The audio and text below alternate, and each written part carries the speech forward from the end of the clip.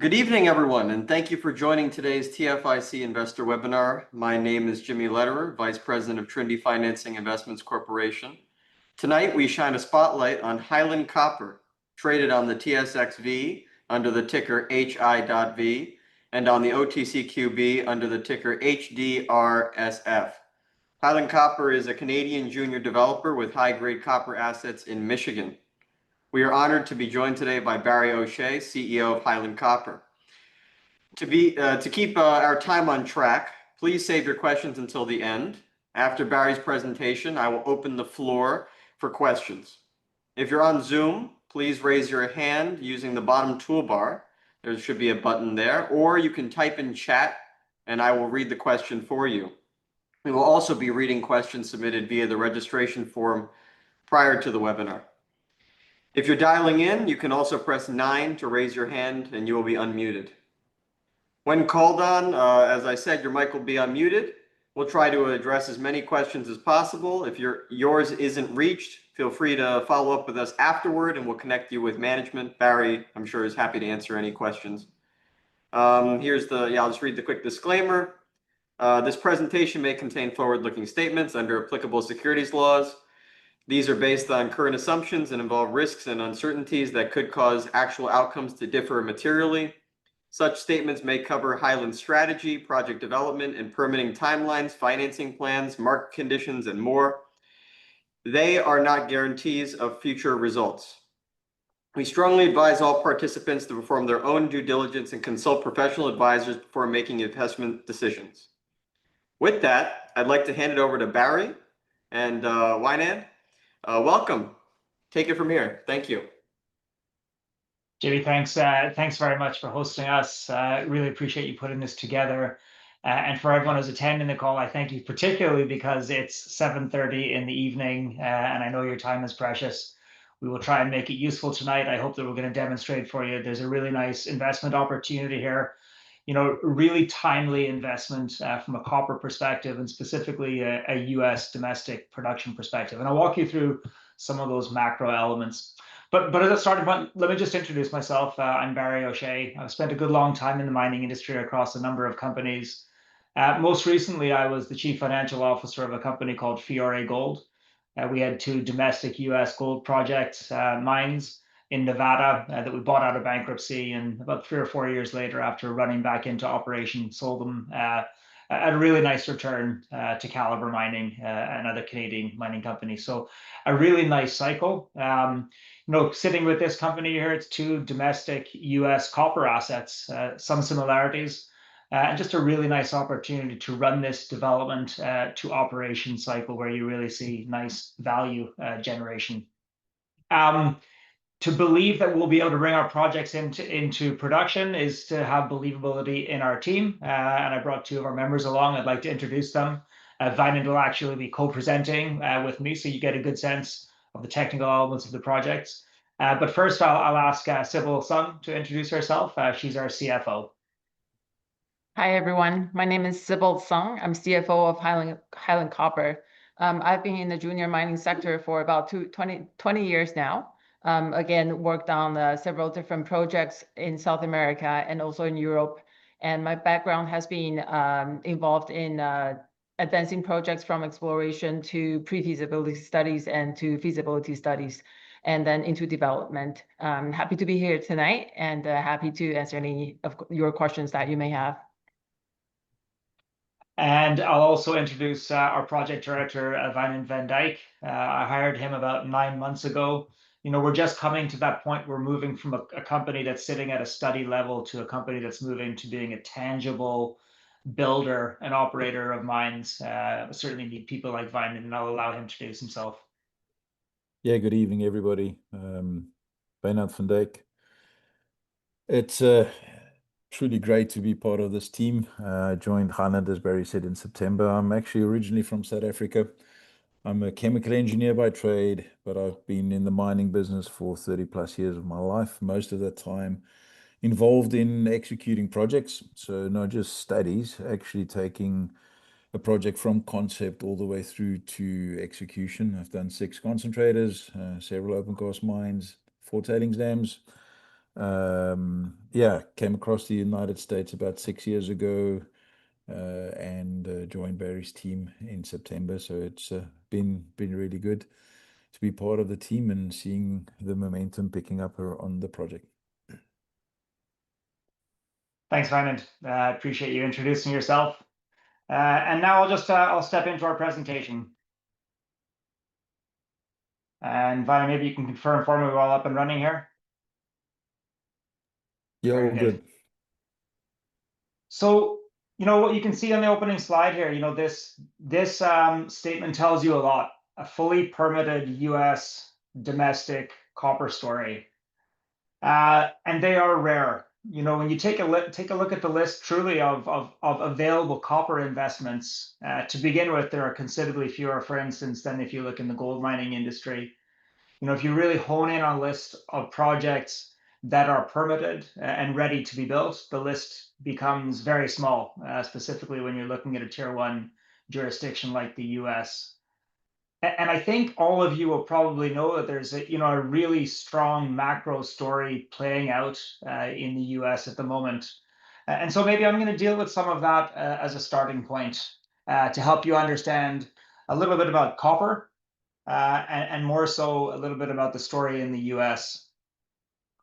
So let me start with copper, and I won't teach too much, but Jimmy did acknowledge that there's going to be a certain number of generalist investors, so I want to help educate to some degree both about our metal, but also about mining as we go through the story.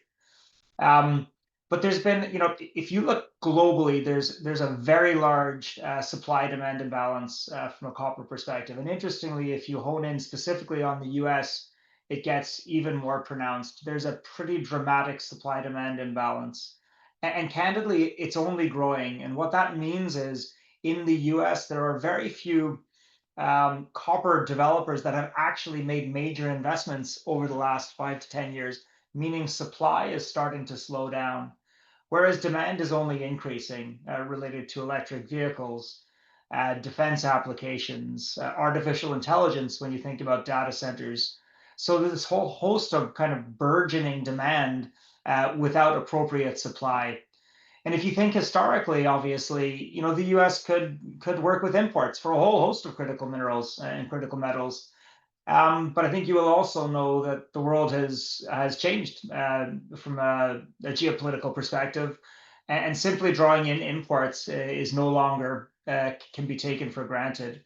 So every country needs to take care of their own supply. China, for instance, I'd say got well ahead of the game, arguably over a decade ago, went about securing supply from other countries, securing offtake. The US wasn't quite as fast to the game, but now they're really paying attention as they're seeing a whole host of critical minerals that they need. And so you're seeing real action, executive orders around increasing mineral production, elevating the status of copper as initially a critical material. But now when you look at more recent news releases around waivers for copper and otherwise, copper is truly being elevated to being a critical mineral. And one other really interesting fact about the US, and by the way, it's arguably not so different in other countries, but from first drill hole to production, and that's running the whole cycle of permitting, construction, financing, et cetera, it takes 15 to 20 years. So truly, if you are a copper explorer at the early stages, you're really a long way away from assisting in this copper supply-demand imbalance. So you really need stories that are ready to be built today, and that's certainly where Highland Copper stands in. Obviously, sitting in a US location is important, and I've mentioned all the reasons from a domestic perspective. But I call Copperwood, our main asset, arguably the most advanced copper development asset in the US. So what does that mean? That means we have done all of the drilling, geology, and resource and reserve development. That in and of itself is a multi-year period. We've been through our key feasibility study, defining the economics of the project and the overall project design, again, a multi-year in and of itself. And very critically, we've been through permitting. Copperwood has its permits in hand. It is ready to be constructed and operated. And a couple of other really big items. This is a nice big project. It is a multi-billion-pound copper resource, really gives rise to a long life asset. And I think very importantly for investors, is the leverage to changes in copper price. At $4 copper, we have a good, nice project with good economics, but a 25% increase to $5 gives rise to a 300% increase in net asset value. That is real torque when you think about from an investment perspective. And one other thing I maybe share with you is that copper developers often, share prices don't react immediately with movements in copper price. So copper over the last 3 to 6 months has, broadly speaking, moved from $4 to $5. And money often flows into the larger companies at the outset. So you've seen some nice valuation gains with the larger base metal producers worldwide and in the US. But you have this interesting period of time where you see the copper cycle starting to take play, but smaller companies on the development side, and speaking to Highland, valuations often don't move immediately. So I think, remain quite modestly valued, given the net asset value at $5 and acknowledging that the copper cycle seems to be well and truly underway. I just want to make a quick word to Michigan. So this is a very simplistic map. That is the northwest of Michigan State. And Michigan's a very large state. If you were to drive east and then down to Detroit, it's about a 10-hour drive, to give you a sense. This is really quite a northernmost point in the US. The two projects, Copperwood and White Pine, they sit on this east-west corridor which is a fantastic historic copper mining belt, just on the southern shore of Lake Superior. And there's a whole host of things that make Michigan a wonderful place to operate. And I'll acknowledge, if any of you do invest in mining, you'll see a lot of stories, in Nevada and Arizona. But Michigan is really re-emerging as a mining state. We operate on private land, and what that tells you is that it is a state-led permitting process, meaning you do not have to run through a full federal process, which can be challenging and arguably political. That's been very much to our benefit. We are fully permitted and a very strong operating relationship with the permitting authorities. You'll know downstate, Ford and GM and Stellantis all operate. They all desperately need copper. Relationships from that perspective are going to be very favorable for our company. And because this is a historic mining district, there's very strong community support, and I'll demonstrate that a little bit later. But maybe one interesting data point is that not only is Michigan permitting mines at the moment, but it's also considering incentivizing them. We sit inside a process right now to potentially receive $50 million from the state of Michigan. That's an interesting data point. The market cap of our company is approximately $50 million as we stand today. If we're fortunate enough to receive that grant, it could be a significant boost and catalyst in the second half of the year. So just quickly, a number of things about the assets themselves. I'm going to start with Copperwood. That is our 100% owned, fully permitted project. 3.7 billion pounds defined. And I show you this graph on the left-hand side because an interesting data point is that when you set up your initial mine life, and it's an 11-year mine life for Copperwood, you actually only use in this example, 54 million tons of measured and indicated material. So that's what's used to make up the initial mine life of 11 years. What isn't built in there is the 79 million tons of inferred. What that broadly tells you is that we believe certainly we can extend our mine life certainly out to that 15 to 20-year range. So this is going to be a nice long cash returning, long mine life, producing about 30,000 tons of copper annually, a really nice significant addition to the US domestic supply. We do spend a fair bit of time talking about Copperwood. It is our priority, but I also want to note White Pine. We own 34% of that project.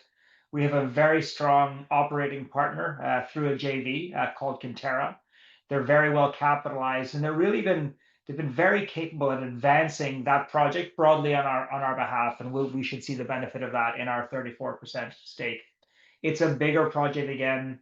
5.7 billion pounds defined in that example, producing 42,000 tons a year over a 20-year mine life. So really a big and wonderful project, but you also understand, given its capital requirements, it was the right thing for us to joint venture that. So we now spend our time, money, and energy on Copperwood. whereas our JV partners, Kinterra, are advancing White Pine.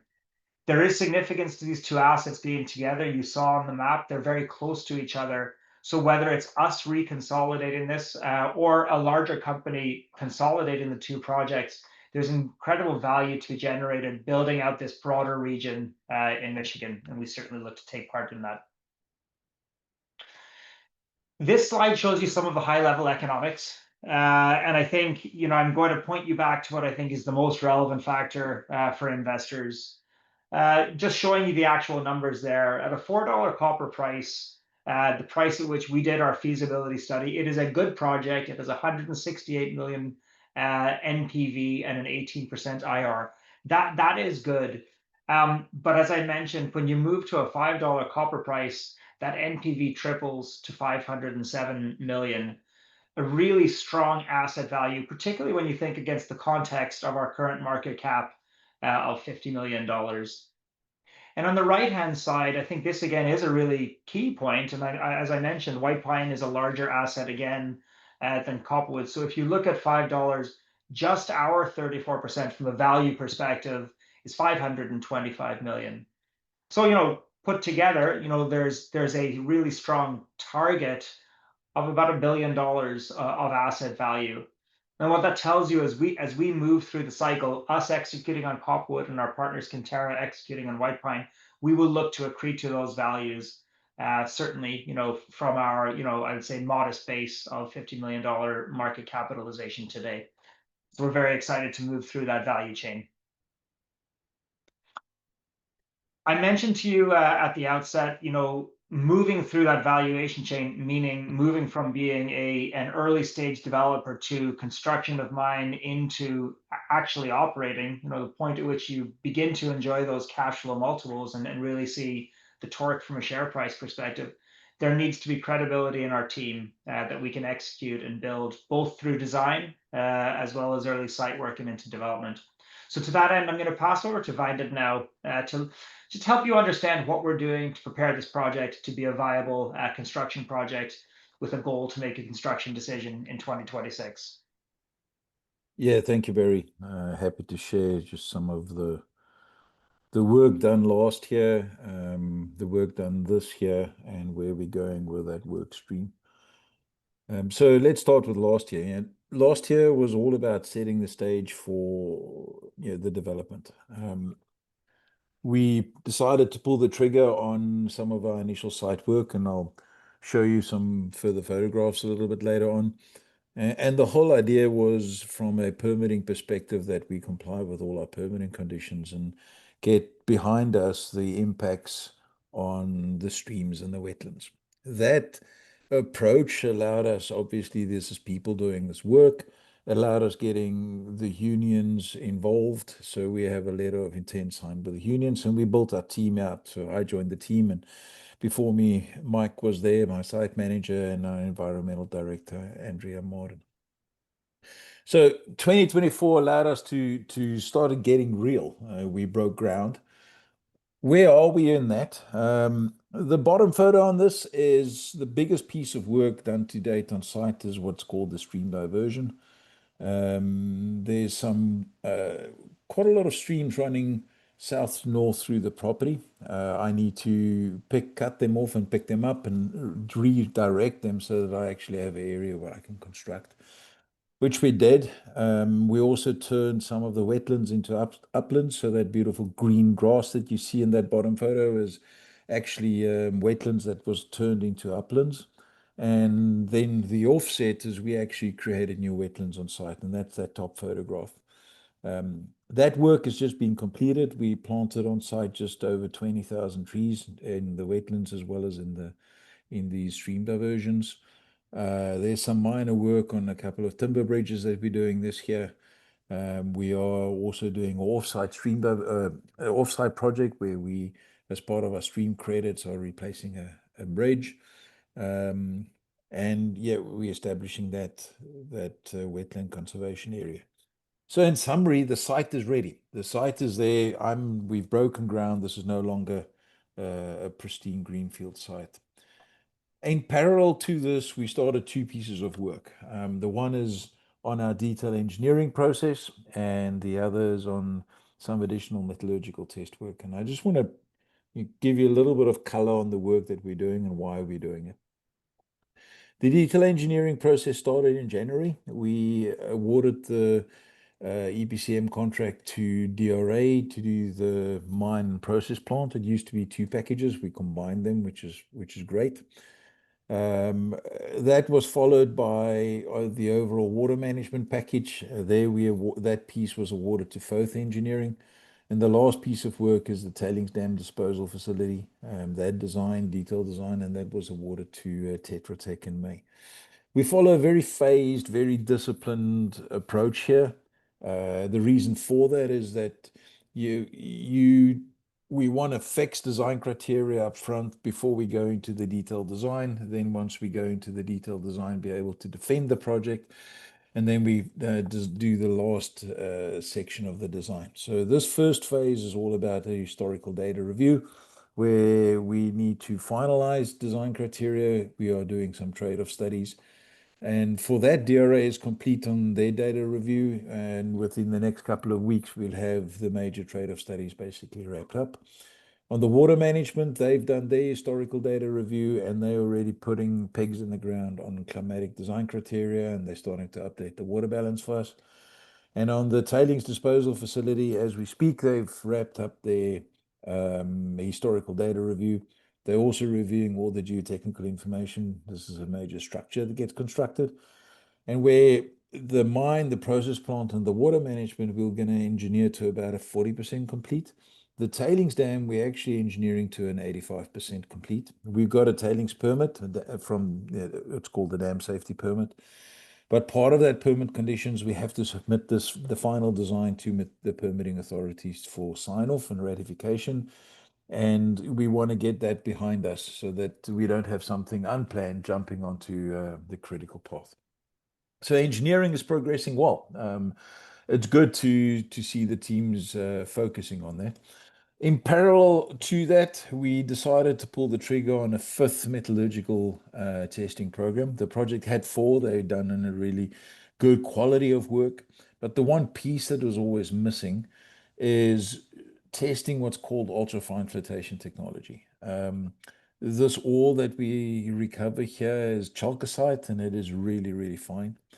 For that, you've got to grind really fine to be able to extract it.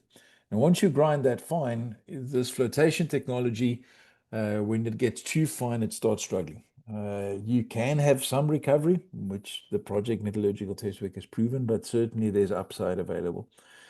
And that's why we launched this program. We extracted some core in January, additional core that was sent to Base Met Labs in Canada. They reproduced the 2018 test work results, so we know we are comparing apples with apples.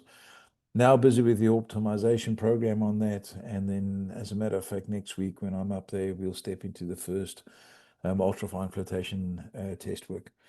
We are pretty excited about this because it unlocks additional value by shifting the grade recovery curve. The biggest cost in any mining from an OPEX perspective is your mining cost. And if you can get 2 or 3% additional copper for the same mining cost, that makes absolute sense. And that's why we're investing time and money getting this piece sorted out. Yeah, we're expecting this to be done in Q3, and we will certainly issue a press release when these results are available. Thank you, Barry. Thanks, Highland. Yeah, and I certainly can't understate the value of that metallurgical work that we're doing. Copper price naturally is one of the things that drives economics of a project the most. Arguably, the second is the grade recovery curve. So exciting work and ideally a strong catalyst as we step into the next quarter. All the work that we do needs to be done very much in combination with support from our local stakeholders. And we just use this to demonstrate just the strength of the support that we have. We have 22 formal resolutions from all key counties, including the 2 counties where our project resides. You know, as mentioned, we have a very strong relationship with the permitting authority in Michigan. They're called EGLE. Again, a very positive factor as you step into development. The key state senator from the Upper Peninsula, Senator McBroom, and the 3 representatives from a state perspective, they actually went to the extent of penning a really strong op-ed in the Detroit News recently, just demonstrating their personal and political support for the project. Combined with Governor Whitmer, as Vinan mentioned, the unions, and really from top to bottom, from a local community and state perspective. I always say it's great to have permits, to have a project that gives you the legal rights to build, but truly you need license to operate as well. You need to be welcome, and we truly believe we are. And that goes to the federal level as well. About 2 or 3 weeks ago, I was in Washington. I met a host of federal senators and members of Congress. That's Congressman Jack Bergman. He's actually from Michigan. He has a home about an hour away from our project, so this project is really personal for him. He's also a retired lieutenant general and on the Armed Services Committee, and he was personally telling me the extent to which copper has become increasingly critical from a defense perspective. He's wrote a really wonderful and strong letter again in our support. And the reason that becomes important, we're in the process of getting other letters of support from the other legislators that we met, is that we're initiating funding processes, certainly at US Exim Bank, and arguably Department of Energy and Department of Defense as well. The other thing you need to believe about a company like us, not only are we technically preparing our project, but that we have the capacity to finance. And a really strong factor with respect to initiating a financing process is getting, state and federal money in place, which often comes on favorable terms, particularly if it's a grant, or alternatively favorable debt conditions. That is a really strong step as you move towards the private markets and gives you increased certainty around project financing. So through the second half of this year, we're really going to be pushing this so that as we step into next year, looking to make a construction decision, we'll also be on a very solid footing from a financing perspective. We spent most of our time here talking about Copperwood, and as I said, with good reason, that is our 100% owned project. But just a quick refresher on White Pine.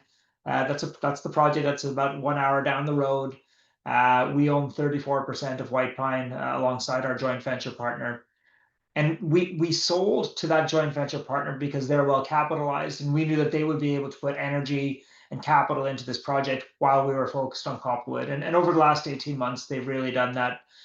20,000 meters of drilling, getting all of the metallurgic and geotech samples needed to step into further engineering studies, environmental baselining, which you need to do for a minimum of 2 years before you can consider submitting your permit applications, engineering trade-offs, and so on and so forth. So while we sit ready, on the verge of building Copperwood, White Pine sits about two to 3 years behind in the cycle, now moving towards pre-feasibility study, permit applications, and arguably in a 2 to 3 year timeframe. While we're building Copperwood, they get this project to both feasibility status and permitted, and becomes really nicely sequenced, again, driving value in the background in our company. And this is the last slide, after which, Jimmy, you're happy to take some questions. But I think, what's of the most importance to investors, certainly that we speak to, is that the company articulates real catalysts and sticks to them. So, we've done that. We've tried to put these out on a quarterly basis. I think the next biggest one, we're stepping into July, and we're saying in the Q3 timeframe, we'll get some news out on our metallurgical testing, particularly the results of the applicability of ultrafine flotation technology. Listen, we're not finished our testing, so I can't make promises there, but we're encouraged by the results and are hopeful that we'll get a nice positive outcome there. Stepping through engineering in Q3, transitioning from phase 1 to phase 2, again, a demonstration that we're moving forward, closing out on our site work, and making determinations on both state grant as well as potentially other federal funding over this half. Again, all of these things culminating as we step into the first half of 2026, considering making a potential construction decision at Copperwood and paralleling or initiating the project financing. And what I would say is, often what you see when you see a project meaningfully moving through those technical and financial steps, combined with copper price holding out in a wonderful place, candidly, where our project economics are strong in that $5 range. We really do believe this is a a 6 to 12 month period where we're going to see some strong share price appreciation. And truthfully, we have had to have been patient to get through our work and find ourselves in this position. At the same time, Kinterra are driving a whole host of catalysts on White Pine, and we look forward to that as well. So that's the main presentation, Jimmy. I hope that did give you and your investors a good sense of what we're working on here. We're in the right place at the right time, about to put a copper mine into production in the US, where it's quite desperately needed, and yeah, hoping to do well, obviously, for our local stakeholders and for our shareholders. Yeah, no, I thought it was a great presentation. I appreciate it. Thank you. If we were in person, I would have everyone clap. Thank you. We have a lot of questions. I don't think we're going to be able to get to all of them, but we did go swiftly through the presentation, so actually we might be able to get to quite a few. Can you guys see the questions too, or? I can't, Jimmy, but off you go if you have them. Yeah, I'll read them off. I mean, not all of them were through this, but some were just submitted through the portal or chat. So one is we'll start with the first one. We'll go backwards, I guess. How supportive has the Michigan state government been so far, and are there specific permitting or funding programs that you're pursuing? And I guess it's related to on the local level.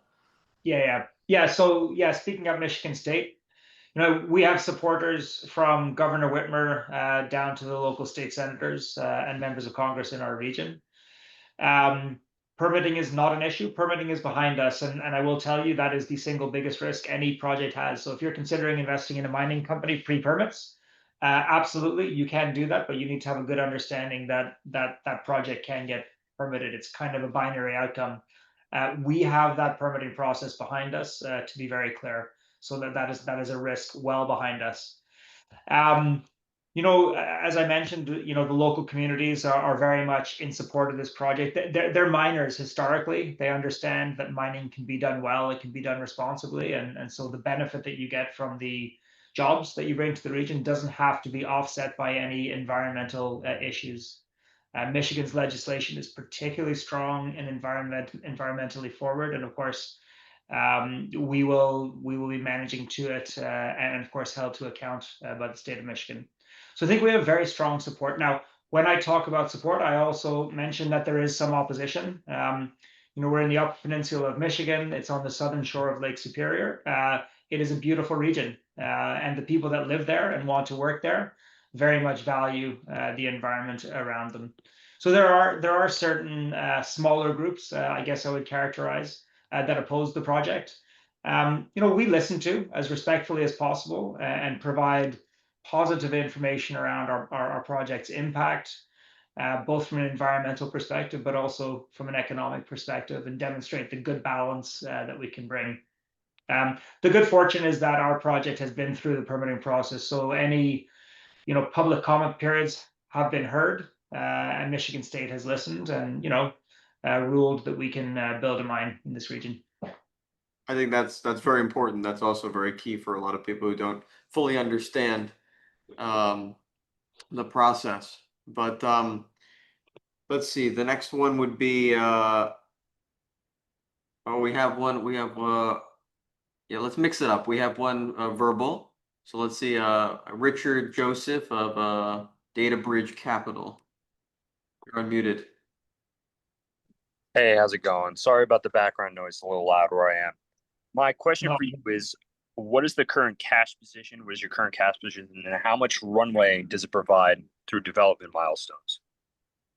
So last reported, we had 12 million in the bank. It's a pretty good number for a company of our scale. As we look at the next 6 to 12 months, we have the balance of our obligations to complete our site work. Obviously, we have the ongoing costs of the company, and most importantly, we have the engineering, which is quite expensive. So that 12 million won't get us to a full financing decision, or I should say final investment decision. It's close, but as you know, it's our responsibility to obviously advance the company at speed, but not spend ourselves down to an amount of money that would put us in a precarious financial position. So arguably at some point this year, we will give some consideration to a modest capital raise that we would consider to be the last element of dilutive capital before we would step into project financing in 2026. But yeah, listen, we want to move forward at speed. But as I say, what you need to do for investors, and this is us as management, is maintain that runway, maintain the financial flexibility, and make sure that we are around to enjoy the benefit of rising copper prices. And I think, yeah, that was a good question, and I appreciate that. Off of that, there is one here. It's a little more macro, but it's kind of related to that. If copper reaches $5 or plus per pound, how does that impact Highland's development speed, if at all? We are doing our best to press at speed at the moment. We've been waiting for the right environment from a macro perspective. We believe we're there already. And as a matter of fact, the copper future prices, certainly those sit on the COMEX in the US, where actually copper trades at a premium, are in excess of $5 at this point. So we are highly incentivized to move at speed. That being said, you never want to sacrifice speed for discipline. Getting through your engineering in a measured way, making sure that you're making responsible decisions from a design perspective, both financially, environmentally, and from a construction perspective, is critical. We as a company, and truthfully any mining company, cannot afford to have issues as you construct, particularly if it relates to prematurely getting ahead of yourself on engineering and design. Next question is, how advanced are conversations with EPC firms or project management contractors and locking in partners for development execution? I don't know. I think that's an easy answer. But I'm going to let you address, because we're working with some great partners here. Yeah, look, we are very fortunate. We've already got a great partners. I have to say that that is for phase 1 and phase 2 of the work. That's what we've been out to bid. The construction management piece, although we've asked for indicative prices, that's not finalized, so we haven't signed that as the contract. It makes logical sense that your existing partners will take you through. However, if the rails come off, you need to have that flexibility to pivot. So that's where we are at this point in time. Maybe also for you, Ryan, are there any specific metallurgical characteristics of the deposit that make it easier or more cost effective to process? I think the one thing that goes for this deposit is its grade. If you look at our reserve statement, we had average grade of 1.5%. That is about 3 times the average grade in the US at this point in time, and it's about almost 4 times the average grade worldwide. The reality is that the days of having 5, 6, 7% copper mines, that's long gone. Deposits that gets developed are getting more and more lean in terms of head grade. So Copperwood is blessed from that perspective. That does not make it easy, though. You have to say at the same time that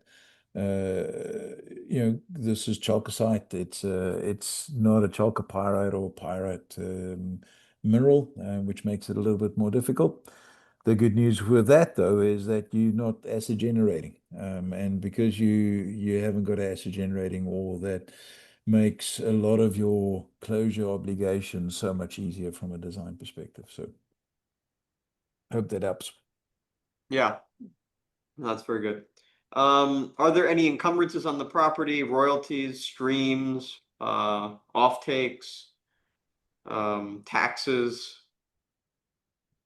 So there are royalties and streams at both of our project. Actually, you might see OTCQB are 6% owners of our company, and they have been involved from a financing perspective historically. OTCQB have a 1.5% royalty. There is also a local landowner that has a sliding scale royalty up to 4%. So that is one of the, I would say, challenges to the project. Something that we will look to address in time. Arguably, you can look to buy back elements of those, and that's something that we will consider over time. What else? Let's see. Are there any opportunities with the Department of Energy or Department of Defense? Yeah, so maybe I'll go through the few agencies that we're currently working with. So at the Department of Energy, about 6 months ago, they announced that extraction, so mining, the mining industry is now allowed to access loans from the Loan Program Office of the DOE. So that's an area where we are currently active. We haven't made an application yet, but we're working through it. Grants at the DOE are available, but they're somewhat on hold. I think while the current administration determines what they want to do with grants inside the DOE. The DoD seems to be more active with respect to the Defense Production Act, trying to make funding available for critical minerals, which from a DPA perspective, copper is considered one. So that is an area where we haven't made an application yet either, but we're continuing our research. Where we are probably the most advanced is with the US Ex-Im Bank, so the Export Import Bank. Again, I think they provide debt on favorable terms, certainly relative to the private market, and we think we're a good fit in that example. So that is an area where we are working through an application for debt. We got another question. Let's see. Hello again. I have a question about your long-term vision for Highland Copper. Are you planning on building out the mine, or are you planning on selling it? So, when I get asked this question, I mean, I think the answer is quite simple. You need to treat your company as a company that is yours, that is a going concern, and that you intend on building, meaning you do all of the right things from an engineering perspective, design perspective. If you have a belief that you're just a short-term seller, arguably you make incorrect decisions for the project.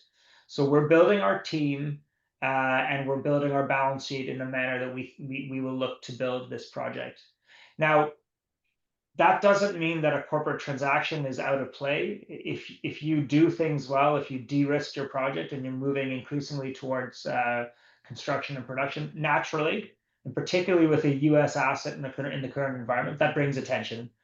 And as management, it's our responsibility to consider any good ones. If an appropriate offer comes in that is right for our shareholders and right for our asset, then that's the path that we take. If that doesn't come through, or an offer is made that we don't deem to be better than our go it alone path as developers, then we simply stay the course. But the best thing you can do to either prepare yourself to build a mine, or truthfully for it to be desirable to others from an acquisition perspective, is treat your asset well and move it forward at speed. And just in terms of the broader picture, I mean, I do note that if we do become the rightful builders of Copperwood in this region, reconsolidating White Pine at some point and building a broader region really is the end goal, whether that's us or arguably a larger mining company who looks to acquire the region. But with those two projects together, and of course, this is on a 100% basis, there's visibility to 2 decades of 70,000 plus tons of copper annual production. So a very meaningful region from a US perspective. So yeah, there was a question about White Pine actually. It was just how do you prioritize between Copperwood and White Pine, and what sort of optionality is there with White Pine? And I think you kind of covered that. Let's see. Some of these you've answered. A lot of these you answered. About infrastructure, access to site, CapEx, maybe breaking down the CapEx a little bit more. What's involved there? Finance, over to you. Sorry, just getting the mute button. Let's look at infrastructure first. We have optionality in terms of how do we get power to site. There's both the overhead power line that's about, what the numbers now, must be about 30 or 40 kilometers from site, 20 odd miles. And then there's also natural gas pipelines in the vicinity with capacity. That's one way of getting, or two options then to get the power to site. We have got blacktop roads. I must say that, you've got Highway 2, but the County Road 519, which feeds the plant or the mine site, that's about 12-mile road. That's not an all-weather road, so it has to be turned into all-weather road. Telecommunications need to be installed.